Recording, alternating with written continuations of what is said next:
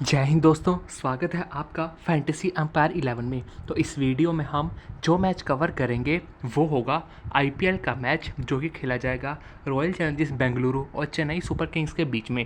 इस वीडियो में हम ड्रीम 11 टीम प्रेडिक्शन और सभी कुछ ए टू जेड डिस्कस करने वाले हैं। तो सबसे पहले आईपीएल के ग्रुप स्टेजेस का सबसे ज़्यादा इंपॉर्टेंट मैच मोस्ट प्रोबेबली यही रहने वाला है, क्योंकि जो भी टीम ये मैच को विन करेगी तो वो मोस्ट प्रोबेबली प्लेऑफ्स के लिए क्वालिफाई कर जाएगी। चेन्नई तो खैर हार कर भी क्वालिफाई कर सकती है, क्योंकि आरसीबी का जो रन रेट है वो पीछे है। अगर आरसीबी जीता है पॉइंट्स बराबर हो जाएंगे, लेकिन आरसीबी को अच्छे खासे रन रेट को मेंटेन करना है तो उन्हें अच्छे खासे मार्जिन के साथ विन करना पड़ेगा। वो मैं आपको सभी कुछ आगे बताने वाला हूँ कि कितने रन के कितने विकेट से आरसीबी को जीतना है। सो आरसीबी के लिए तो ऑब्वियसली मस्ट विन गेम रहने ही वाला है। सिर्फ मस्ट विन नहीं बल्कि उनको अच्छे खासे मार्जिन के साथ भी जीतना पड़ेगा, क्योंकि अगर आरसीबी जीता है तो पॉइंट्स तो उनके चेन्नई के साथ बराबर हो जाएंगे, लेकिन उनको नेट रन रेट में बीट करना है चेन्नई का। तो उस हिसाब से आरसीबी को ये मैच अच्छे खासे मार्जिन के साथ भी जीतना है। तो ऑब्वियसली आरसीबी के लिए तो मस्ट विन गेम रहने ही वाला है, लेकिन at the same time Chennai के लिए भी मस्ट विन गेम रहने वाला है, क्योंकि अगर आरसीबी जीता है और अच्छे मार्जिन से जीत जाता है तो आरसीबी क्वालिफाई कर जाएगा और चेन्नई जो है वो आईपीएल से बाहर हो जाएगा।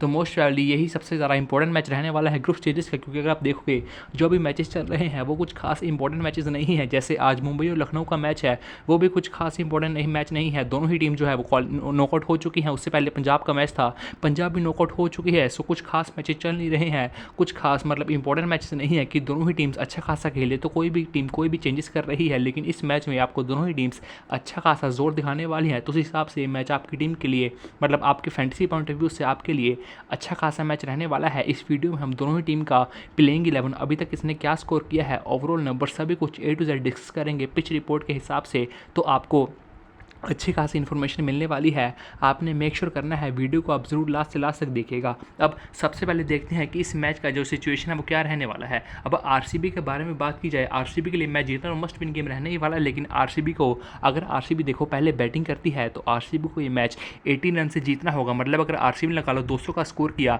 तो आरसीबी को जो चेन्नई को है वो ऐसे रन स्ट्रिक्ट करना पड़ेगा। आरसीबी जो है वो 18 रन से जीत जाए, मतलब उनको 182 से पहले चेन्नई को हराना ही पड़ेगा। लेकिन अगर चेन्नई 182 से आगे बढ़ना चाहती है, चेन्नई हार भी जाती है, तब भी चेन्नई जो है क्वालिफाई कर जाएगी। सो अगर आरसीबी को जीतना है, अगर आरसीबी पहले बैटिंग करती है तो उनको ऑब्वियसली 80 रन से ही मैच को जीतना है। लेकिन अगर बात की जाए अगर आरसीबी चेस करती है, तो अगर आरसीबी चेस करती है तो उनको 18 ओवर में सारा टारगेट चेस करना पड़ेगा। लेकिन अगर आरसीबी 19 या लास्ट ओवर में जीती है तो जीत कोई मायने नहीं रखने वाली है, उस केस में चेन्नई क्वालिफाई कर जाएगी। सो दोनों ही टीम मतलब आरसीबी के लिए दोनों ही सिचुएशन में नंबर 18 बहुत ज़्यादा इंपॉर्टेंट रहने वाला है। अगर आरसीबी चेस करती है तो उनको 18 ओवर में सारा टारगेट जो है वो चेस करना है। लेकिन अगर आरसीबी पहले बैटिंग करती है और स्कोर को डिफेंड करती है तो उस हिसाब से आरसीबी को मैच 80 रन से जीतना है। तो आरसीबी के लिए इंपॉर्टेंट मैच रहने वाला है, जीतना ही नहीं है बल्कि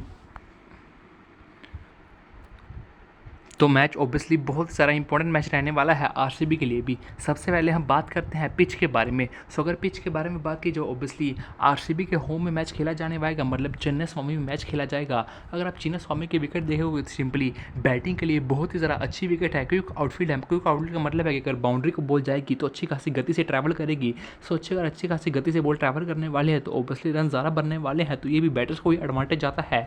और यहाँ की बाउंड्रीज है वो भी बहुत ही ज़्यादा शॉर्ट है। तो अगर आप देखोगे सारा सिचुएशन जो है वो बैटर के हिसाब से ही है। तो मोस्ट प्रोबेबली इस मैच में भी बैटर्स को अच्छा खासा सपोर्ट मिलना चाहिए। लेकिन अब चेन्नई स्वामी में इतना सारा मैचेस हो चुका है कि पिच जो है वो थोड़ी स्लो होने लगी है। और अगर ये मैच किसी ऐसे पिच पे हो गया जो कि पहले यूज़ हो चुकी है तो उस हिसाब से वहाँ पर स्पिन को भी सपोर्ट मिलने वाला है। तो उस हिसाब से न्यूट्रल विकेट रहेगा, लेकिन फिर भी एडवांटेज है वो बैटर्स को भी रहने वाला है, क्योंकि चेन्नई स्वामी में हमेशा से बैटर्स को अच्छा खासा सपोर्ट मिलता है। अगर आपने देखा होगा आईपीएल जब शुरुआत हुआ था तब तो 200 प्लस का भी इजीली टारगेट बन जाता था, वो चेज भी हो जाता था, क्योंकि तब वो फ्रेश विकेट था। लेकिन जब आगे आगे विकेट जो है वो यूज़ होने लगी है तो उस हिसाब से पिच भी है थोड़ी टूट रही है। तो उस हिसाब से अगर यूज विकेट यूज़ हुई तो ज़्यादा बैटिंग ईजी ज़्यादा नहीं होगी कि 200 रन इजीली बन जाए। तो उस हिसाब से बॉलिंग को भी थोड़ा हेल्प मिलने वाला है। तो हम देखेंगे पिच रिपोर्ट कैसा आता है, आपको टेलीग्राम पर मिल जाएगा कि एक फ्रेश विकेट यूज़ हो रहा है या यूज्ड विकेट यूज़ हो रहा है। तो उस हिसाब से आपको अपनी टीम करनी है। अगर फ्रेश विकेट ही होगा तो अच्छे खासे रन बनने वाले, अगर यूज्ड विकेट यूज़ हुआ तो उस हिसाब से थोड़ा रन्स कम बन सकते हैं, बॉलर जो है वो थोड़ा गेम में ज़्यादा आ सकते हैं, तो उस हिसाब से ही हम अपनी टीम क्रिएट करेंगे। हेड टू हेड नंबर्स के बारे में बात की जाए, आरसीबी बहुत ही ज़रा बड़ी मार्जिन से पीछे चल रही है। दोनों ही टीम्स के बीच में 32 मैचेस हुए हैं। 32 में से आरसीबी ने सिर्फ 10 मैचेस को ही जीता है, और जो सीएसके है वो 22 मैचेस जीत चुकी है। तो हेड टू हेड में तो सीएसके का बहुत ज़्यादा हैवी डोमिनेशन है, लेकिन इस मैच में अब देखते हैं कैसा बनता है, क्योंकि आरसीबी के लिए भी मस्ट विन गेम रहने वाला है। और at the same time Chennai का भी फॉर्म कुछ खास इंप्रेसिव चल नहीं रहा है, तो ऑब्वियसली आरसीबी चेन्नई को इस मैच में ज़रूर मात दे सकती है। अब हम सबसे पहले बात करते हैं होम टीम आरसीबी के बारे में। अगर आरसीबी के बारे में बात की जाए, इनका प्लेइंग 11 कुछ इस तरह का ही रहने वाला है। मोस्ट प्रोबेबली विराट कोहली और फाफ डू प्लेसी ओपनिंग करने वाले हैं, वॉन डोनो परजर पटेलर आने वाले हैं, उसके बाद ग्लेन मैक्सवेल है, विल जैक्सन ऑब्वियसली इंग्लैंड वापस जा चुके हैं तो वो तो नहीं खेलने वाले हैं, टूडोंग मैक्सवेल रहने वाले हैं, उसके बाद कैमरन गिन है, विकेट कीपिंग दिनेश कार्तिक करने वाले हैं, महिपाल रोमरोर है, करण शर्मा है, मोहम्मद सिराज है, लोकी फर्गूसन है, यश दयाल है। तो इनका प्लेइंग 11 कुछ इस तरह का रहने वाला है। ये जो है वो रिसेंट फॉर्म है, मतलब आईपीएल में किन्होंने कैसे परफॉर्म किया है, इसके जो नेक्स्ट स्लाइड है उसके बाद पूरे नंबर्स है कि किसका ओवरऑल अपने करियर में कितना परफॉर्मेंस दिया है, तो उस हिसाब से नेक्स्ट स्लाइड है। हम सबसे पहले यहाँ पर बात करते हैं, अगर आप विराट कोहली का फॉर्म देखोगे तो फॉर्म अभी तक आईपीएल में बहुत ज़्यादा अच्छा इंप्रेसिव रहा है।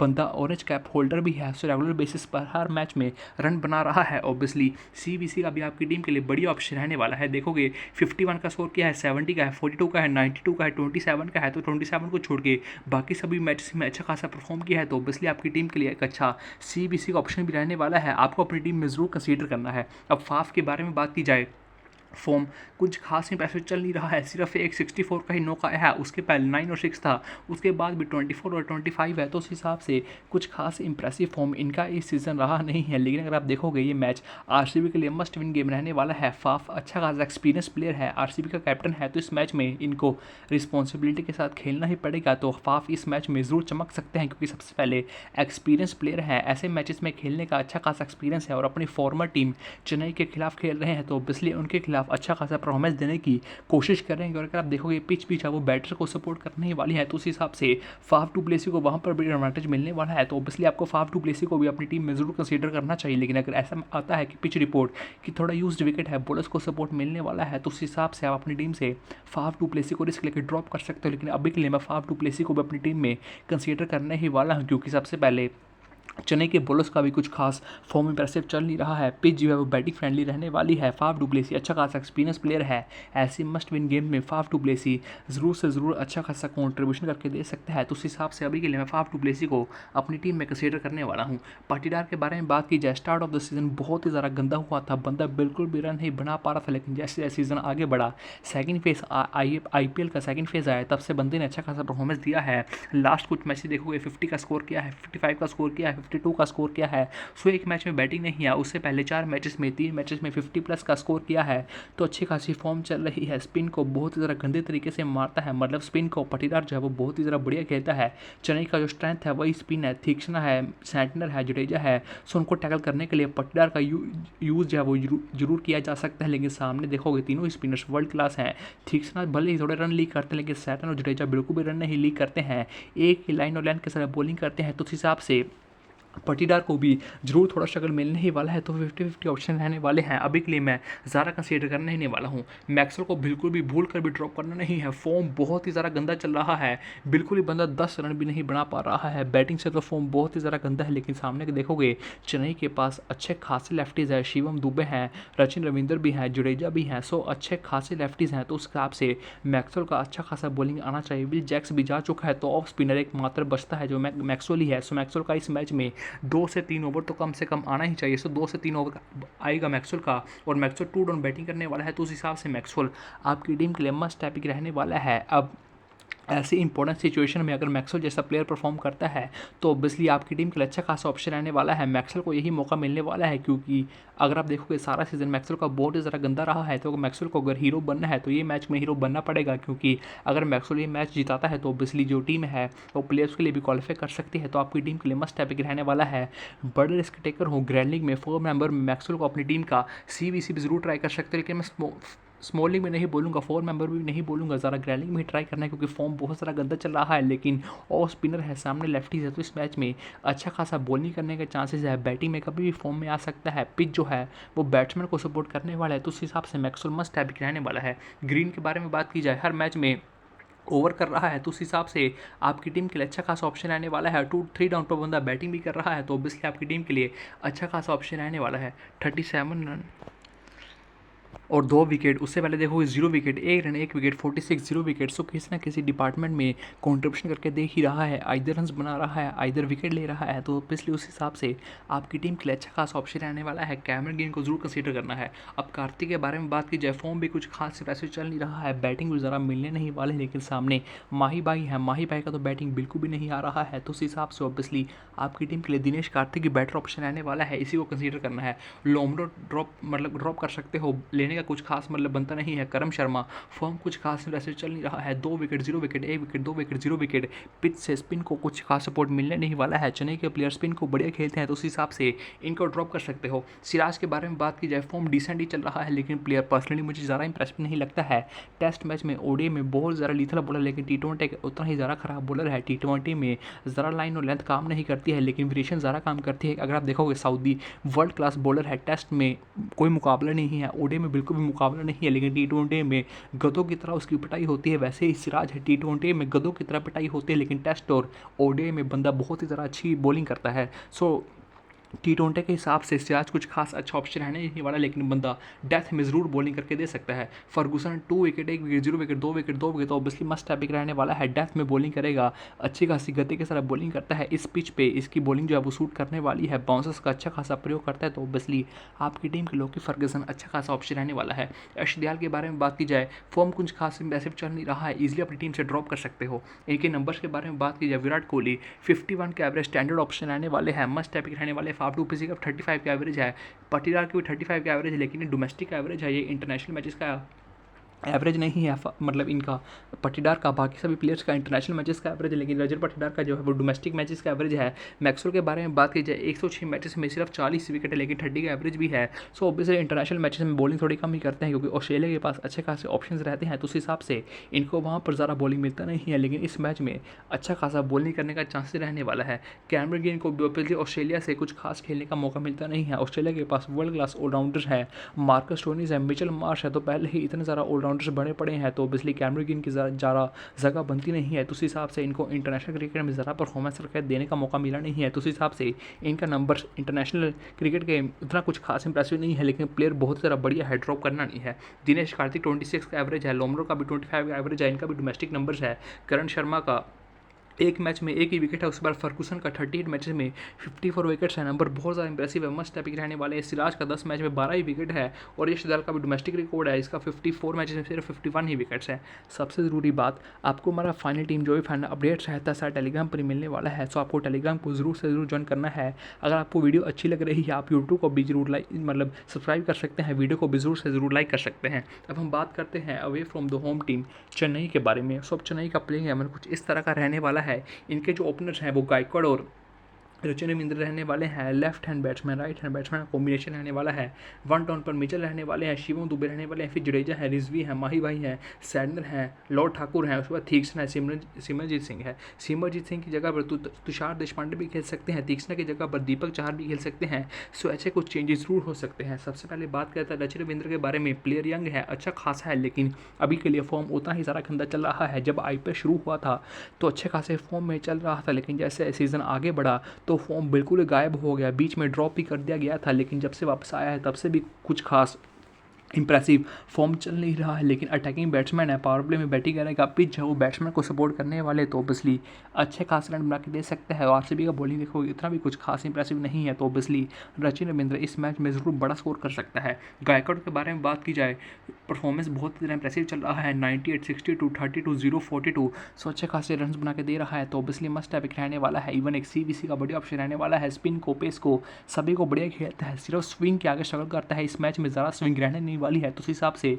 इसको ज़रा दिक्कतों का सामना नहीं करना पड़ेगा। मिचर के बारे में बात की, लास्ट कुछ मैच में फॉर्म में आया है, 52 63 22 का कुछ अच्छा खासा नॉक्स खेला है, तो धीरे फॉर्म में आ रहा है। और इस मैच में मिचेल को अगर आप देखोगे था, हो सकता है कि मिचेल धीरे खेले, टिक कर खेले, थोड़ा रिस्पॉन्सिबिलिटी के साथ खेले, क्योंकि अगर आप देखोगे इस मैच का सिचुएशन ही ऐसा है, आरसीबी के लिए तो मस्ट टैपिंग गहने वाला है, तो उनको अच्छा खासा खेलना ही पड़ेगा। तो अगर चेन्नई सूझबूझ से खेले, तो अगर चेन्नई हारती है तब भी क्वालिफाई कर सकती है। सो ऐसा हो सकता है कि इस मैच में डैरेन मिचेल थोड़ा रिस्पॉन्सिबिलिटी के साथ खेले, तो इनका अच्छा खासा परफॉर्मेंस आने का चांसेस हो सकता है। तो ऑब्वियसली आपकी टीम के लिए अच्छे खासे ऑप्शन रहने वाले हैं। दुबे के बारे में बात की जाए, स्टार्ट ऑफ द सीजन बहुत ज़्यादा इंप्रेसिव था, लेकिन अभी के लिए फॉर्म कुछ खास इंप्रेसिव चल नहीं रहा है। 18 रन, 21 रन, 39 रन दुबे का मेरे से बिल्कुल भी नहीं बनता है। मैंने दुबे को अभी तक आईपीएल में सिर्फ 2 ही मैचेस में ट्राई किया है, वो दोनों ही मैचेस पंजाब के खिलाफ था, जहां पर दोनों ही मैचेस में बंदे ने 0-0 मारा था। सो जब मैं लेता हूं तब बंदा वन साइडेड फ्लॉप चला जाता है, जब मैं छोड़ता हूं तो बंदा वन साइडेड हिट चला जाता है। तो मेरा और दुबे का अभी तक बिल्कुल भी बैठा नहीं है। जडेजा के बारे में बात की जाए, सिर्फ एक ही मैच में परफॉर्मेंस दिया था, 43 रन बनाया था, 3 विकेट्स भी लिया था। उसके अलावा सारे मैचेस में फॉर्म बहुत ही ज़्यादा गंदा रहा है, लेकिन फिर भी ड्रॉप करना नहीं है। 4 ओवर स्पिन के हैं, RCB right handed dominate team है, तो ऑब्वियसली इनका 4 ओवर आना चाहिए। बैटिंग में कभी भी अच्छा खासा कंट्रीब्यूशन करके दे सकते हैं, तो ऑब्वियसली मस्ट एपिक रहने वाला है। ग्रैंडली में इवन एक सीवीसी का भी बढ़िया ऑप्शन रहने वाला है। समीर रिजवी ऑब्वियसली बैटिंग ज़रा मिल नहीं रहा है, ड्रॉप कर सकते हो। माई पाई को भी कुछ खास ज़रा बैटिंग मिल नहीं रहा है, ड्रॉपेबल है। सैंडर के बारे में बात की जाए, प्लेयर बहुत ज़रा अच्छा है, लेकिन ज़रा विकेट टेकिंग बॉलर नहीं है, बैटिंग में भी ज़रा कॉन्ट्रीब्यूशन करता नहीं है।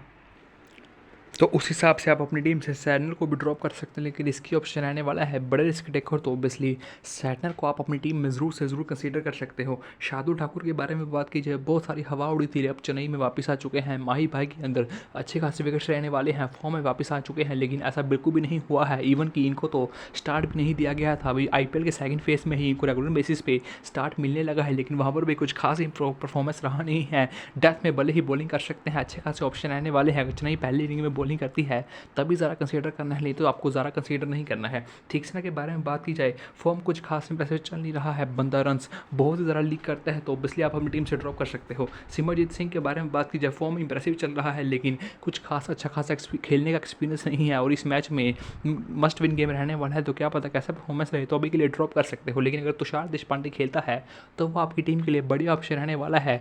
2 ओवर डेथ में कंफर्म करने वाला है, विकेट टेकिंग बॉलर है, तो वो आपकी टीम के लिए मस्ट एपिक रहने वाला है। इनके नंबर्स के बारे में बात की जाए, रचिन रविंद्र का सिर्फ 16 का ही एवरेज है, लेकिन 20 मैचेस में 11 विकेट्स भी है, लेकिन इस मैच में बॉलिंग का ज़रा चांसेस नहीं है। लेकिन सामने आरसीबी के पास देखोगे सारे ही राइटीज़ हैं, तो ऑफ मतलब लेफ्ट आर्म ऑर्डोक्स का चांस बन सकता है, लेकिन पहले ही सैनर है, जडेजा है, तो उस हिसाब से रचिन रविंद्र को ज़रा यूज़ नहीं मिलेगा, तो उस हिसाब से इनको सिर्फ बैटिंग से ही देखेगा, बॉलिंग से आपको ज़रा देखना नहीं है। गायकवाड़ का 35 का एवरेज है, मिचेल का 26 का एवरेज है, सो मिचेल का एवरेज है वो इंप्रेसिव है। 1 टर्न बैटिंग करेंगे तो आपकी टीम के लिए बढ़िया ऑप्शन रहने वाला है। दुबे के बारे में बात करें, 39 का एवरेज है, 8 विकेट्स भी है। बॉलिंग से एक्सपेक्टेशन मत रखना, सिर्फ बैटिंग से ही एक्सपेक्टेशन रखना। इस मैच में दुबे का काम बन सकता है, क्योंकि अगर आप देखोगे दुबे का सिर्फ एक ही वीकनेस है, वो स्पिन रहने वाला है। आरसीबी के पास कोई इतना वर्ल्ड क्लास स्पिनर नहीं है, तो उस हिसाब से दुबे अच्छा खासा परफॉर्मेंस करके दे सकते हैं। पिच भी बैट्समैन के सपोर्टिव रहने वाले हैं, तो उस हिसाब से दुबे आपकी टीम के लिए बढ़िया ऑप्शन रहने वाला है। जडेजा का 22 का एवरेज है, 53 विकेट्स भी है 66 मैचेस में। उसके बाद माही भाई का 40 का एवरेज है, लेकिन बैटिंग ऑर्डर बहुत ज़्यादा नीचे है। समीर रिजवी का 34 का एवरेज है, लेकिन बैटिंग ऑर्डर बहुत ज़्यादा नीचे है। अगेन क्या पता कितना ज़्यादा बैटिंग आए, कितना ज़्यादा बैटिंग ना आए, तो ऑब्वियसली ड्रॉप कर सकते हो। सैंडर का 23 का एवरेज है, 194 विकेट्स भी है 191 मैच में, तो उस हिसाब से आपकी टीम के लिए डिसेंट ऑप्शन रहने वाले। लेकिन अगर आप देखोगे तो T20 फॉर्मेट में ज़रा विकेट टेकिंग बॉलर नहीं है, कि बंडल्स में ज़रा विकेट नहीं मिलेगा। अगर आप देखोगे 191 मैचेस में 194 विकेट्स ही है, तो उस हिसाब से एक मैच में एक विकेट ही ले रहा है, तो ऑब्वियसली बंडल्स में विकेट मिलता नहीं है। बैटिंग ऑर्डर बहुत नीचे है, तो ऑब्वियसली आप अपनी टीम में सेफ ही चलोगे, ड्रॉप करके चलना है। शार्दुल ठाकुर के बारे में बात की, 25 मैचेस में 33 विकेट्स है, लेकिन फॉर्म कुछ खास इंप्रेसिव चल नहीं रहा है। थिक्सना का सिर्फ 44 विकेट्स है 46 मैचेस में। सिमरजीत सिंह का भी 29 मैचेस में 33 विकेट्स है। तो हमने सभी नंबर्स के बारे में अच्छी तरह से डिस्कस कर लिया है। अब हम बात करते हैं अपने ड्रीम 11 टीम के बारे में। तो ऑब्वियसली विकेट कीपर्स में मैंने दिनेश कार्तिक को कंसीडर किया है, माही भाई के ऊपर विराट कोहली को अपनी टीम में कैप्टन किया है, गायकवाड़ को वाइस कैप्टन किया है, फाफ डुप्लेसिस और दुबे दोनों को ही अपनी टीम में कंसीडर किया है। बैटिंग कंडीशन को देखकर रचिन रविंद्र को भी तभी कंसीडर किया है क्योंकि बैटिंग कंडीशंस है, और आरसीबी का बॉलिंग कुछ खास इंप्रेसिव चल नहीं रहा है। और उसके बाद मिचेल को भी कंसीडर किया है, बंदा रिस्पॉन्सिबिलिटी के साथ खेल सकता है। ऑलराउंडर्स के बारे में बात कीजिए, 3 ऑलराउंडर्स को बिल्कुल भी ड्रॉप करना नहीं है। बॉलिंग सेक्शन में मैंने लोकी फर्गसन को कंसीडर किया है, आप तुषार देशपांडे को भी कंसीडर कर सकते हो, सिराज को कंसीडर कर सकते हो। बाकी आपको फाइनल पिच रिपोर्ट सारा टेलीग्राम पर ही मिलने वाला है। पिच रिपोर्ट के हिसाब से ही हम अपनी टीम कंसीडर करने वाले हैं। अगर तो ऐसा पिच रिपोर्ट आया कि पिच जो है वो यूज्ड विकेट है, थोड़ा 2 पिच विकेट रहने वाला है, तो ऑब्वियसली मैं अपनी टीम से जो है रजत रविंद्र को ड्रॉप कर दूंगा, फाफ डुप्लेसी को ड्रॉप कर दूंगा। उस केस में मैं सैडनर के साथ जा सकता हूँ, तुषार देशपांडे के साथ भी जरूर जा सकता हूँ। तो आपको सारा अपडेट्स वो टेलीग्राम पर मिलने वाला है, डिस्क्रिप्शन में सारे लिंक्स मिल जाएंगे, ज्वाइन कर लीजिएगा।